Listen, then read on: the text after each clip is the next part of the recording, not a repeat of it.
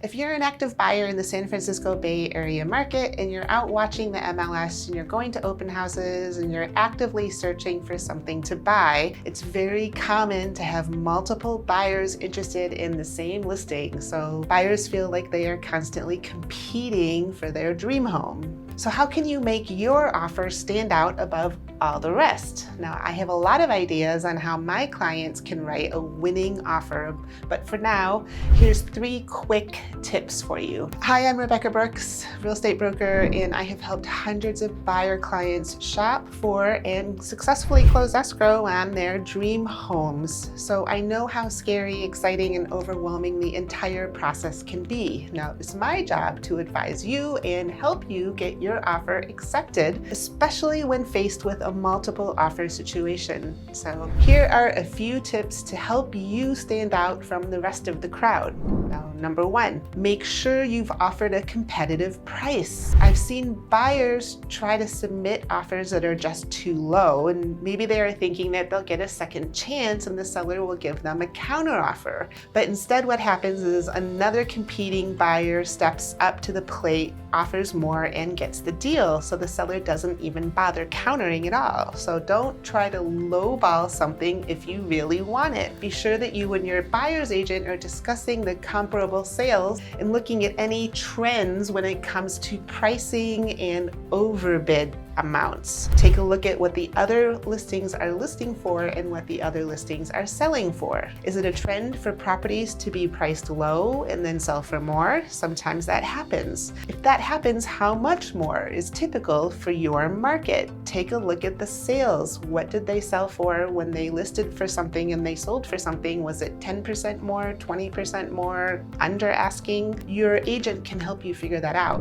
Okay, so number 2 tip for writing a winning offer is consider putting down a larger initial deposit. Now, your initial deposit is what we call your first amount of money that you will submit to the title company. This happens after your offer is accepted. So typically here in the Bay Area, this is going to be equal to 3% of your purchase price. So maybe you can consider putting more into escrow right off the bat. Maybe raise that number to 5% or even 10%, depending on your financing situation. So you're eventually going to have to put that money in escrow anyways. So you maybe just by doing it sooner versus later, you're signaling to the seller how serious you are about closing this deal. It also indicates to the seller that you are likely more qualified and eager to purchase this property than perhaps another buyer might be. Okay, so number 3, third tip, consider shortening or removing any contingencies. Now,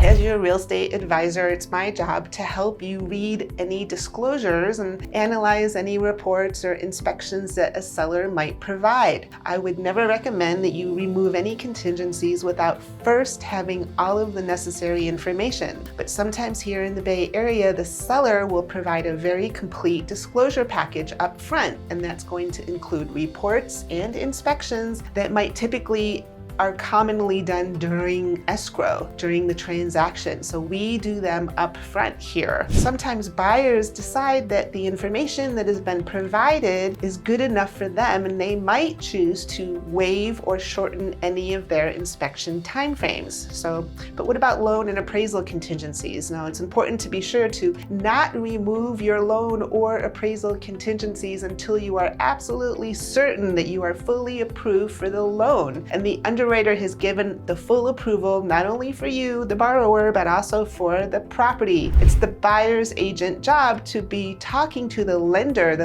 and you, your buyer's agent, and you should all be working together in order to get through the loan approval process and the underwriting process and the appraisal process. We are advising you on removing contingencies. Depending on your situation, it might be possible to either waive or shorten these contingencies, which definitely strengthens your offer in a multiple offer situation, because remember, the sellers are looking for buyers that will give them the highest price with the least amount of contingencies in the shortest time frame. So we want highest, easiest, and fastest. Finally, you want to make sure that your buyer's agent is in contact with that listing agent consistently, helping to make you as the buyer stand out in the eyes of that agent. You want to remember that that listing agent is going to be talking to the seller, and you want that listing agent to remember you. You can visit the property multiple times, ask questions, and hang out during open houses, and do anything that indicates your high level of interest. Your buyer's agent should be talking to that listing agent, asking about the level of interest from other buyers, asking if there is an offer deadline, asking